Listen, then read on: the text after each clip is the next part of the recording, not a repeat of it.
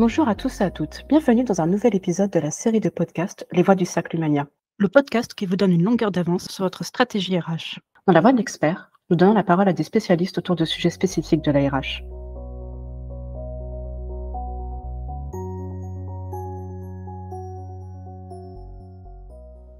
Aujourd'hui, nous accueillons Gabriela Nguyen-Groza, fondatrice et managing partner d'Amrop Luxembourg. Est-ce que vous pourriez vous présenter en quelques mots ainsi qu'Amrop, Gabriela? Bonjour Camille, merci de m'accueillir dans ce podcast du Cercle Humania. Comment me présenter? Alors moi je suis roumaine, je suis née, j'ai grandi en Roumanie pendant l'époque Ceausescu et je suis venue en France en 2000.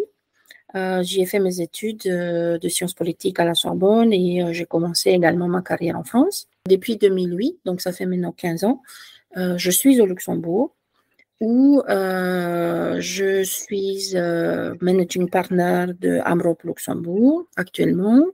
Nous sommes un partnership mondial de 67 bureaux spécialisés dans la recherche de cadres supérieurs, des administrateurs indépendants et de membres du comité exécutif, et dans le conseil en leadership. J'ai été précédemment senior client partner de Conferry au Luxembourg. J'ai ouvert le bureau de Conferry au Luxembourg. Et aujourd'hui, Amrop, c'est ma société, puisque le réseau Amrop est composé de bureaux qui sont indépendants et détenus localement. Mais on travaille énormément au niveau international entre les différents bureaux sur les deux sujets que j'avais énoncés précédemment. Le recrutement de cadres supérieurs et le conseil en leadership. Donc, ce que je fais, c'est que je travaille avec des conseils d'administration, par exemple, sur des sujets liés au leadership, à l'efficacité de ces conseils d'administration, également des sujets liés au succession planning, mais aussi à la diversité et au leadership responsable que nous appelons en anglais Purposeful Leadership. Et justement, en parlant de diversité, je vous ai contacté pour parler d'un programme que vous avez créé spécialement pour les femmes en position de leadership. J'aurais aimé savoir pourquoi vous avez décidé de créer ce type de programme. Oui, donc c'est un programme qui a aujourd'hui beaucoup de succès au Luxembourg, qui s'appelle Lead Your Career, Dare to Succeed. Et c'est un programme dont je suis très fière et qui me tient vraiment à cœur. Ça a commencé avec une discussion autour d'un café que j'ai eu, je me souviens parfaitement, en juillet 2021 avec un PDG d'une très grosse compagnie multinationale. Et il m'a dit, écoute Gabriela, j'ai un problème de diversité dans mon comité de direction. Donc, j'étais très étonnée parce que j'avais travaillé sur son succession planning. Donc, j'avais fait un assessment de tout son comité de direction qui comprenait 4 femmes et 4 hommes. Donc, sur le papier, il n'y avait pas de problème de diversité. Donc, je lui ai demandé, mais quel est ton problème? Et il me dit, mais tu sais, je regarde mon comité de direction, je regarde les femmes de mon comité de direction, chacune d'elles, prise individuellement, est plus intelligente et a plus de potentiel que moi qui suis le CEO de la boîte. Mais si elles continuent à agir de la manière dont elles agissent, elles vont jamais arriver à ma place. Donc j'étais très étonnée, je lui ai dit, mais qu'est-ce qu'elles font? Et il m'a répondu, en fait, tu serais étonné, mais même à ce niveau-là de hiérarchie, lors des séances du comité de direction, parfois, elles n'ont pas de confiance en elles, et ça se voit. Si un homme qui hausse la voix ou qui tape du poing sur la table, elles vont pas forcément le contrer, donc elles se taisent. Elles ne sont pas du tout impliquées dans les jeux politiques. Elles détestent les jeux politiques, mais dans toute grande entreprise de surcroît multinationale, il y a toujours et il y aura toujours des jeux politiques. Et de ce fait, elles restent un peu à leur place et ils font pas avancer leur carrière. Ce qu'il m'a dit également, c'était, tu sais, nous, on est une boîte multinationale, on a énormément de programmes de diversité, on fait énormément de choses en termes de diversité, mais j'ai l'impression que le leadership féminin, c'est une route à double sens. à nous, en tant qu'entreprise, de faire la moitié du chemin, mais les femmes elles-mêmes doivent être proactives, doivent prendre leur carrière entre leurs mains et faire l'autre moitié du chemin. Et on doit se rencontrer au milieu. Et donc, il me dit, est-ce que tu peux m'aider avec ce problème? Évidemment, mon premier réflexe a été de lui proposer un programme de coaching personnalisé pour chacune de ces femmes. Il m'a dit, écoute, oui, on peut faire ça, mais moi, j'aimerais bien que ces femmes soient aussi mises en relation avec d'autres femmes au même niveau hiérarchique dans d'autres boîtes pour voir comment les autres femmes dans d'autres boîtes font. Donc, je lui ai dit, écoute, pour le moment, je n'ai pas de solution pour toi, mais je te promets, comme on était en juillet 2021, je te promets de réfléchir pendant l'été. Et puis, en septembre, je reviens avec une solution. Et donc, on a beaucoup réfléchi avec nos collègues au sein du réseau AMROP, évidemment, pendant l'été. Je travaillais avec mes collègues de Slovénie, avec mes collègues d'Argentine, avec mes collègues d'Amsterdam. Et je suis arrivée au mois de septembre avec ce programme qui, j'espère, et je le vois en fait tous les jours, apporte la solution à ce problème de peut-être un manque de confiance, un manque d'investissement dans la carrière des femmes. Ce que je trouve intéressant, c'est que ça a l'air d'être beaucoup lié à ce qu'on appelle les soft skills. Et donc, comme vous avez construit ce programme, est-ce qu'il y avait de la recherche qui existait déjà qui pouvait expliquer pourquoi les femmes avaient plus de mal peut-être à se projeter dans des rôles de leadership? Évidemment, je pense que tout le monde a entendu parler du syndrome de l'imposteur. Donc, évidemment, ça peut être une des causes. Et je pense aussi que les personnes qui sont issues de groupes sous-représentés, par exemple les femmes, intériorisent souvent les attentes des autres, qui sont souvent fondées sur des préjugés. Il ne faut pas oublier que le monde du travail a été créé par les hommes et pour les hommes. Les femmes sont arrivées dans le monde du travail, en tout cas dans le monde de l'entreprise tel qu'on l'entend aujourd'hui, très tardivement, principalement après la guerre. Et donc, c'est un monde qui a été construit pour les hommes et pas pour les femmes. Et donc, souvent, il y a des attentes, notamment dans certaines cultures, par exemple, par rapport aux femmes, par rapport au fait qu'elles sont mères et qu'elles doivent prendre soin de la famille, qui pèsent beaucoup sur la psychologie des femmes. Et je vous donne un exemple. J'ai travaillé avec une dame qui est d'origine indienne, qui est très, très reconnue et visible professionnellement. C'était pas au Luxembourg, c'était dans un autre pays européen. Et donc, elle avait grandi en Inde dans une famille boise, une très bonne famille. Elle a fait des études universitaires. Ensuite, elle s'est mariée et elle est venue en Europe avec son mari. Et donc, elle a commencé à travailler, elle a eu des enfants, etc. Elle est devenue très reconnue dans son métier. Mais son problème, c'était que à chaque fois qu'elle avait un succès professionnel, à chaque fois qu'elle gagnait un prix ou qu'il y avait une reconnaissance à son encontre, en fait, elle se sentait coupable. Elle n'arrivait pas du tout à se réjouir de son succès et elle se sentait en permanence coupable. Donc, on a discuté beaucoup et en fait, on s'est rendu compte que c'était dû à la façon dont elle a été élevée, puisqu'effectivement, dans sa famille, les femmes pouvaient faire des études, mais au moment où elle se mariait, elle avait des enfants, elle devait rester à la maison, s'occuper des enfants. Donc, elle n'a pas suivi cette voie, mais la conséquence a été qu'elle n'arrivait pas à se réjouir de ses succès, donc elle se sentait en permanence coupable de ses succès. Et donc, forcément, quand on vit dans ce cadre psychologique, cela a forcément un impact sur votre confiance. Et dans certains cas, ça entraîne un retrait progressif des efforts. Et donc, le but de ce programme, je ne dis pas que, évidemment, c'est le cas des femmes qui font partie de ce programme, pas du tout, mais le but de ce programme, c'est de comprendre que chacun de nous, hommes et femmes, avons un pouvoir sur l'évolution de notre carrière et on peut faire des choix sur la façon dont on réagit aux obstacles qu'on rencontre au travail et en dehors du travail. Et si on a cette approche lucide et proactive de notre propre carrière, on peut réaliser vraiment des choses extraordinaires. Alors, j'avais aussi une autre question. Alors, je n'aimerais pas tomber dans quelque chose de très genré, mais il y a des études qui semblent montrer qu'il y a peut-être des différences entre le leadership masculin et féminin, entre guillemets, et que notamment dans certaines entreprises, on reste fixé à une idée de leadership qui soit plutôt autoritaire, directif, et que ça peut avoir un impact négatif sur les femmes qui souhaitent prendre des propositions d'exécutifs dans ce type d'entreprise. Je ne sais pas si c'est quelque chose que vous avez croisé ou un ressenti que vous avez eu dans votre parcours.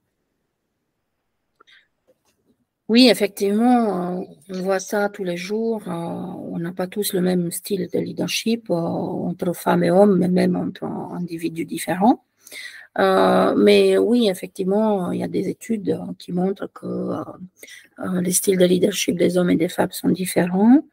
D'ailleurs, il y a un professeur de psychologie sociale qui est très connu, qui s'appelle Thomas Chamorro-Premuzic, qui a fait une étude et qui dit que aujourd'hui, dans nos sociétés, dans nos entreprises actuelles, quand on fait des recrutements, quand on promeut des gens, on met en avant et on prend en compte des traits tels que la confiance en soi, le narcissisme, le charisme. Et donc, on va évaluer les candidats ou bien les candidats à une promotion à l'aune de ces traits. Donc, confiance en soi, narcissisme et charisme. Pourtant, il y a un manque de connexion entre ces trois attributs qui nous attirent en tant qu'être humain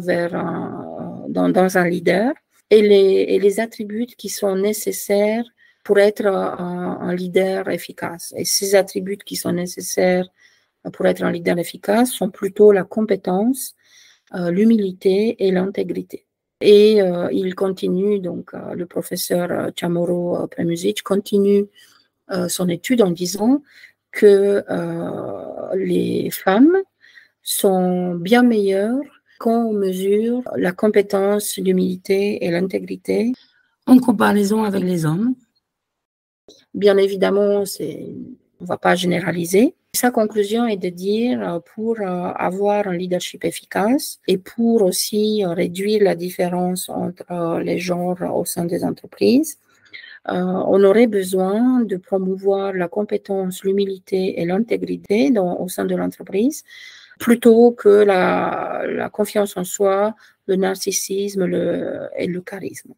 Et donc, c'est assez intéressant parce qu'il donne un exemple de deux dirigeants politiques et à un moment donné, il dit il y a beaucoup de films sur les leaders charismatiques, des dictateurs ou des présidents charismatiques, mais personne n'a pensé à faire un film sur, par exemple, Angela Merkel. Pourquoi ? Parce que elle se réveille le matin, elle allait dans des réunions préparées, elle n'interrompait personne en réunion, elle écoutait, elle prenait des décisions, et puis le soir, elle rentrait et elle prenait le dîner avec son mari. Donc, c'est très, très ennuyant. D'un autre côté, je pense aussi que, pour revenir à votre propos, les femmes leaders comparent souvent inconsciemment leur comportement et leur réussite à celle des hommes. Mais bien que l'objectif soit le même, la route vers le succès diffère souvent pour les hommes et les femmes.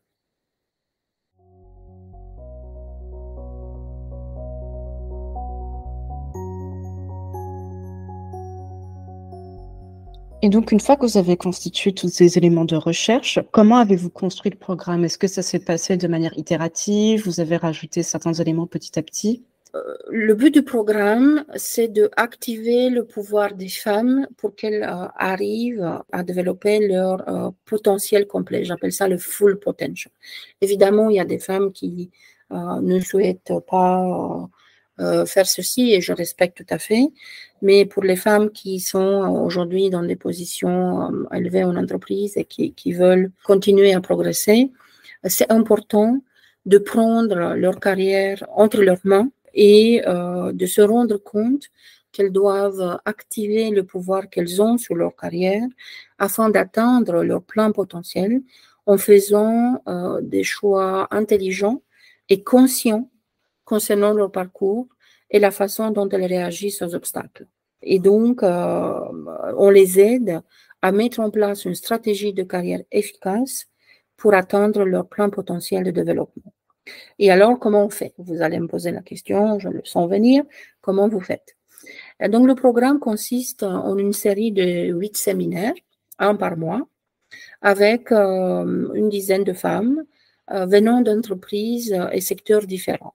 Ce sont toutes des femmes de niveau comité de direction ou bien juste en dessous du comité de direction. Et donc, les participantes partagent leur expérience professionnelle, réfléchissent ensemble et prennent part à des exercices de leadership individuel ou collectif pour s'aider elles-mêmes et aider les autres à avancer.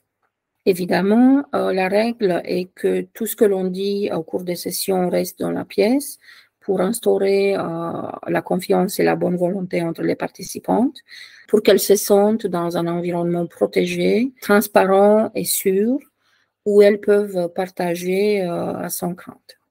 Et donc, on va discuter de sujets qui sont vraiment différents, qui sont liés au fait d'être, je dirais, consciente et identifier de quoi on a besoin pour avoir du succès dans l'organisation de chacune, quels sont les comportements et les stratégies à mettre en place pour arriver à progresser chacune dans son entreprise. Les entreprises sont toutes différentes et les comportements et les stratégies que vous utilisez dans je sais pas, dans une multinationale américaine pour progresser ne sont pas du tout les mêmes que celles que vous utilisez dans une entreprise beaucoup plus petite et française, par exemple. Donc, c'est à chacune de se rendre compte de quoi elle a besoin pour progresser dans son entreprise. Ensuite, on discute aussi des sujets comme qu'est-ce qu'on se dit chacune à elle-même sur nous-mêmes et comment on laisse les autres nous affecter. Je reviens à mon exemple avec ma cliente indienne. L'histoire qu'on se raconte nous-mêmes sur nous-mêmes est extrêmement importante. Et si on laisse les autres interférer avec cette histoire, à ce moment-là, on va se mettre des obstacles dans nos propres chemins. Également, on va discuter de comment faire sa contribution visible à l'entreprise. Je reviens à ma discussion avec le PDG dont je vous avais parlé. Ce que lui, il me disait, c'était ces femmes-là travaillent énormément, mais elles ne le font pas savoir. Elles pensent qu'un jour, quelqu'un, quelque part, va le voir, va voir leur travail et elles vont être récompensées. Bon, ça peut arriver, mais souvent, ça n'arrive pas. Et donc, il faut prendre les choses en main, et c'est ce que les hommes font d'ailleurs. Il faut savoir faire, mais aussi le faire savoir. On discute des sujets liés aux relations humaines en entreprise et puis évidemment des sujets liés à l'impact que nous avons dans l'entreprise. On parle de l'importance d'avoir une stratégie consciente de développement professionnel, de comment on peut augmenter sa valeur ajoutée et son impact dans l'organisation et également de la nécessité d'être consciente que plus on avance dans sa carrière, plus les relations humaines et l'influence que l'on a sur les autres deviennent primordiales. Et donc tout ça, ce sont des sujets dont on discute ensemble, en groupe, on donne des exemples et on s'aide à avancer. Et donc à la fin du programme, lors de la dernière session, de la 8e session, chaque participante aura créé pour elle-même, à partir des discussions que nous aurons eues et bien entendu à partir d'une aide que je leur apporte, elle aura conçu pour elle-même son plan de carrière individuelle qu'elle appliquera dans les années à venir. Donc, en général, on fait un plan de carrière sur 3 ans. dans cette dernière séance, chacune des femmes présente son plan de carrière pour les prochains 3 ans de façon très précise, de façon très détaillée. Et pour ces 3 ans où elle doit appliquer son plan de carrière, on fait un follow-up avec tous les groupes 2 fois par an pour voir où on en est chacune dans l'application de ce plan de carrière. Est-ce que ce sont plutôt les entreprises qui font appel à vous ou les femmes directement? Ce sont les entreprises qui font appel à nous. On travaille uniquement avec les entreprises. L'entreprise investit dans chacune des participantes. Chacune des participantes est choisie par le PDG de l'entreprise.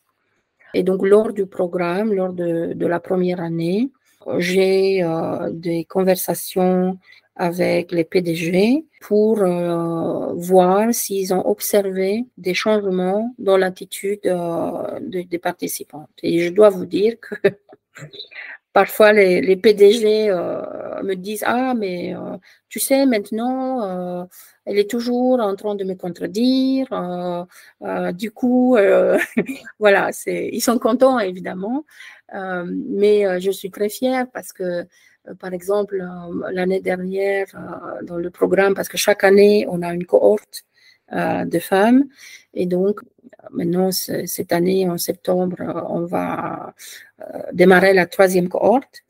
Mais l'année dernière, dans la cohorte de l'année dernière, toutes les femmes participantes ont été promues lors de cette première année de programme. Et donc, je suis très fière parce que ça montre aussi des résultats concrets. Les PDG sont contents, les femmes sont contentes. Et pour moi, en tant que professionnelle, c'est vraiment une fierté parce que je me rends compte de l'impact que notre programme a dans la vie des femmes leaders. Et est-ce qu'il y a parmi ces parcours un qui vous a spécialement marqué parmi toutes ces femmes? Je me souviens, toujours l'année dernière, dans la première session, il y avait 2 femmes qui n'accrochaient pas, en fait. Je voyais qu'elles n'étaient pas à l'aise. Et voilà, elles étaient pas bien, elles étaient vraiment très en retrait, etc. En fait, lors de la 3e session, elles m'ont dit que elles étaient convaincues, quand elles sont arrivées dans le programme, elles étaient convaincues qu'elle allait se faire virer et que le programme était une sorte de couverture que leur boîte avait choisi pour dire, en fait, on vous a donné la possibilité de vous développer, mais vous n'arrivez pas à vous développer. Et donc, en fait, c'est vers la 3e session qu'elles ont compris que c'est du sérieux, en fait, et qu'on n'est pas là pour faire des jeux, mais elles avaient vraiment un niveau de confiance qui était très, très bas. Évidemment, elles gardaient une façade, mais ça se voyait qu'elles n'étaient pas du tout bien. Et une de ces femmes, en fait, elle était très complexée parce que, elle avait fait un bac+3. Donc, dans sa tête, elle avait ce syndrome de l'imposteur. Et c'est quelqu'un qui est vraiment extrêmement apprécié dans son entreprise, qui est une grosse multinationale dans le domaine des télécoms. Elle était, je pense que la fonction, c'était Head of Strategy au niveau international. Et en fait, elle ne se rendait même pas compte à quel point elle était appréciée. Et je me souviens que lors de la présentation de son plan de carrière, évidemment, elle présente en PowerPoint chacune son plan de carrière. Et donc, le programme, le nom du programme est Lead Your Career, Dare to Succeed. Et elle a appelé son plan de carrière Succeeding to Dare. Donc, elle a fait un jeu de mots entre Dare to Succeed, qui est le nom du programme, et son plan de carrière qu'elle a appelé Succeeding to Dare. Donc, ça m'a beaucoup marqué parce que je pense que ça montre aussi le chemin parcouru par cette femme depuis le début du programme. Et bien évidemment, elle a été promue. Donc, voilà, ça va beaucoup mieux aujourd'hui qu'au début du programme. Pour conclure, si vous aviez des conseils à donner aux entreprises qui souhaitent développer le leadership féminin, qu'est-ce que vous donnerez comme input? Je pense qu'aujourd'hui, bon, les sociétés font beaucoup de choses en fait pour promouvoir le leadership féminin. Donc, si je peux donner un conseil aux entreprises, c'est vraiment d'investir dans ce genre de programme qui aide les femmes à prendre en main leur carrière et tracer leur route vers le succès. Parce que si la femme n'a pas les outils, n'a pas les moyens elle-même, elle ne prend pas elle-même de façon consciente sa carrière entre ses mains, finalement l'entreprise ne peut pas aller à l'encontre de ça.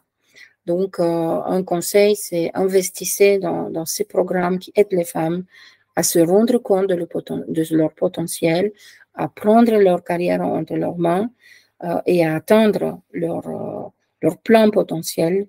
Et si vous aviez des conseils à donner directement aux femmes qui souhaitent prendre des positions leadership ou gagner en confiance dans leur rôle?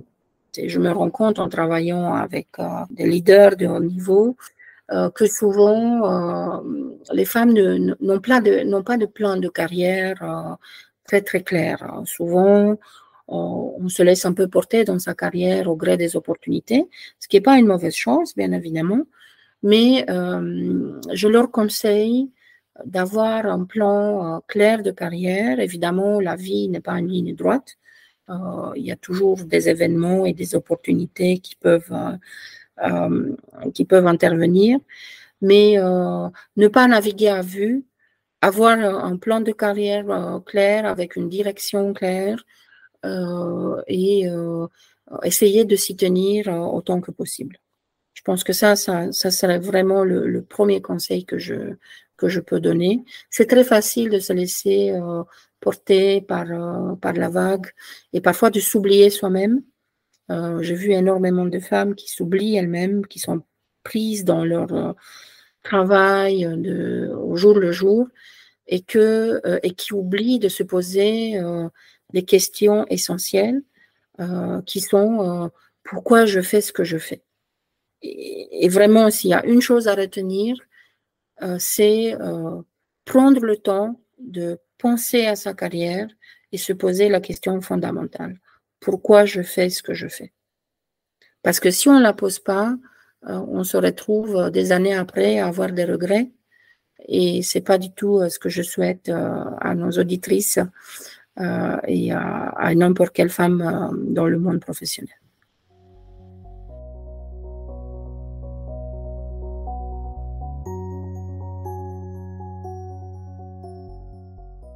Merci beaucoup pour votre intervention, Gabriela. C'était un plaisir de vous écouter aujourd'hui.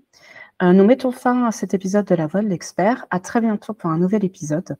Si vous souhaitez en savoir plus sur les activités d'AMROP, n'hésitez pas à consulter leur site internet. Le lien est dans la description.